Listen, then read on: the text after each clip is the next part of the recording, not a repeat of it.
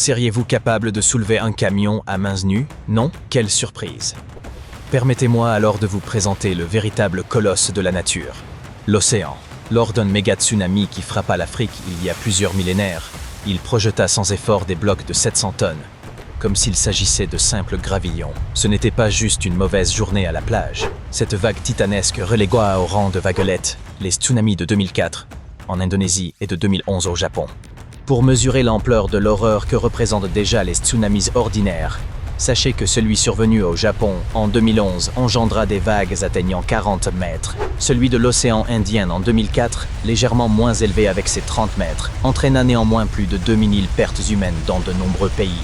Imaginez maintenant quelque chose d'infiniment pire.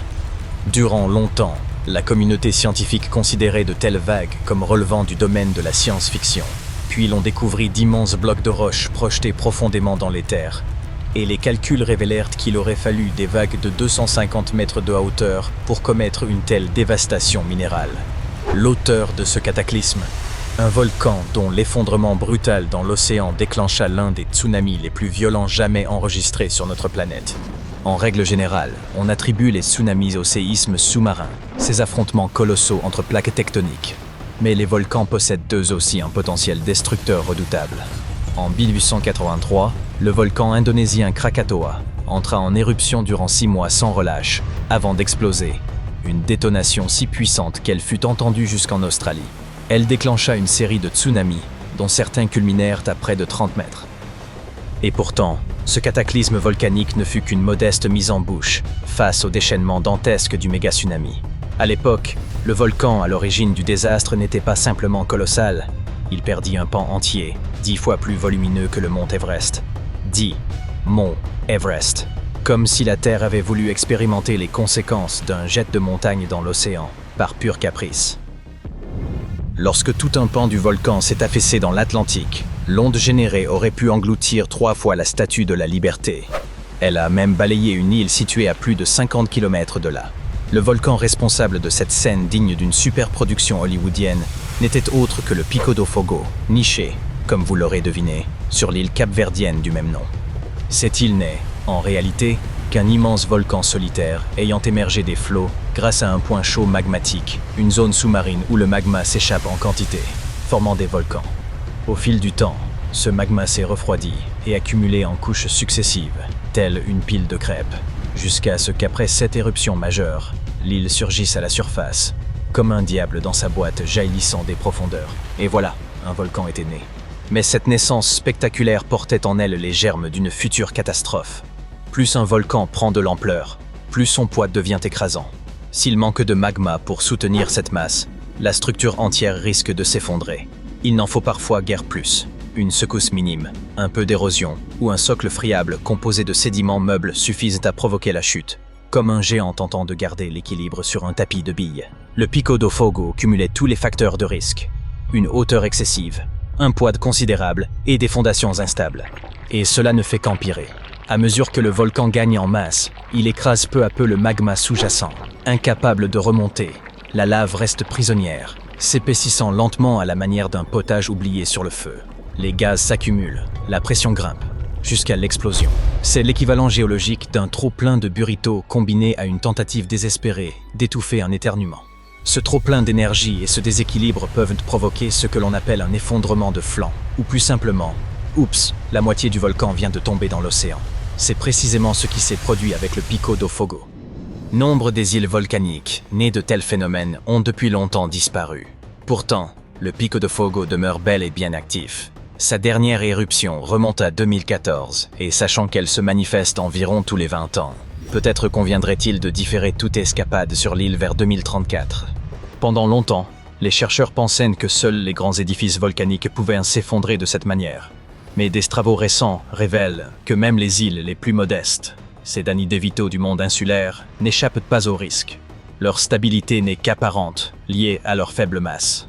C'est un peu comme Danny DeVito et Arnold Schwarzenegger glissant tous deux sur la glace. La chute d'Arnold causera plus de dégâts, mais Danny peut tout aussi bien valdinguer. Et ces petits effondrements, ils sont loin d'être insignifiants. Prenez l'exemple de Santa Maria, une petite île portugaise, environ 170 fois plus petite que celle d'Hawaï. Elle s'est effondrée plusieurs fois, non par choix, mais parce qu'elle repose sur une base fragile, faite de sédiments marins meubles, semblables à des miettes détrempées. Pour ne rien arranger, elle se situe près de la faille des Açores orientales, un point où 3 plaques tectoniques s'affrontent sans relâche.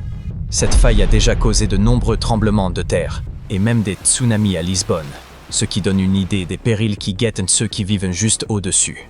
Chaque fois que le volcan de Santa Maria grandit par une éruption, il s'enfonce. Mais lorsqu'un pan s'effondre, la structure rebondit comme une bouée. Cette alternance, mont sous-marin, île, puis retour sous l'eau, fait de Santa Maria une sorte de sous-marin jouant à cache-cache avec l'océan. Et chaque réapparition peut entraîner un tsunami.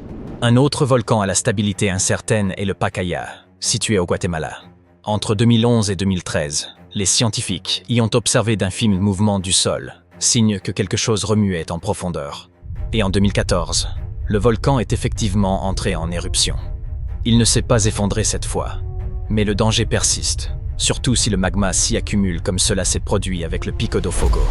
Une explosion pourrait alors se produire, au sens propre du terme. Il y a environ 1 millier d'années, le Pacaya a subi un effondrement massif, projetant des débris à plus de 25 km. Depuis, il s'est reconstruit à la manière d'un phénix en fusion, mais la menace d'un nouvel effondrement reste réelle. C'est pourquoi les volcanologues surveillent la moindre secousse. Ce n'est pas une crainte excessive quand la montagne peut vraiment s'écrouler. Vous vous dites peut-être, d'accord, mais tout cela appartient au passé. Un effondrement entraînant un pareil méga-tsunami ne peut plus survenir, n'est-ce pas? Eh bien, bienvenue au XXIe siècle. Des îles comme Hawaï, La Palma ou certaines parties des Caraïbes reposent sur les mêmes coussins géologiques. Il suffit d'un cocktail bien dosé. Sol friable, pente abrupte, un soupçon de magma piégé et patatras, effondrement de flanc. En réalité, cela s'est déjà produit. En 2018, Anak Krakatau, le rejeton du tristement célèbre Krakatoa, a perdu une grande portion de sa masse lors d'une éruption. Ce fut à l'origine d'un tsunami, certes peu destructeur, mais plutôt gênant. Imaginez un volcan perdant son pantalon en public. C'est humiliant, mais pas fatal. Mais cela reste modeste comparé au grand spectacle du passé. L'effondrement de l'île Ritter en 1888 fut si violent que son altitude passa de plus de 610 mètres à seulement 140, une île littéralement raccourcie par la force du désastre. Le record revient toutefois à la fameuse vague de la baie de Lituya en 1958.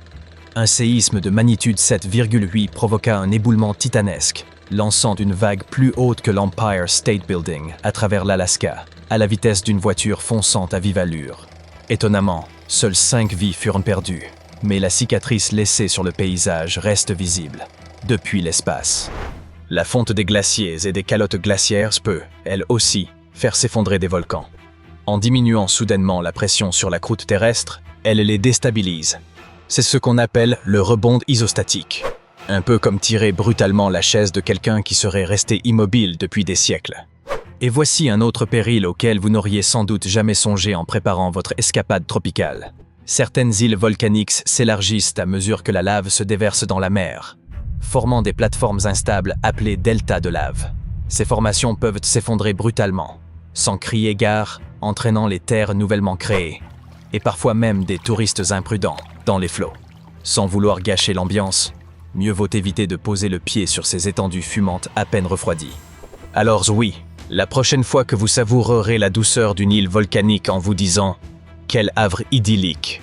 gardez à l'esprit qu'elle pourrait tout aussi bien être une bombe géologique à retardement, au tempérament capricieux. Des projectiles de la taille de montagnes aux deltas de lave surgissent sans prévenir. Les volcans ont toujours su cultiver l'art du spectacle.